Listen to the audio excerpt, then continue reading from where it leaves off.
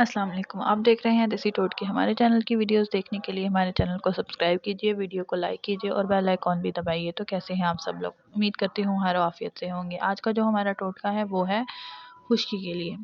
खुश्की ख़त्म करने के लिए जो चीज़ें हमें चाहिए उनमें सबसे पहले है लीमू का रस। लीमू का रस हमें चाहिए, वो हमें जिस तरह इस्तेमाल करना है वो इस अंडे के साथ इस्तेमाल करना है, अंडे की जर्दी के साथ।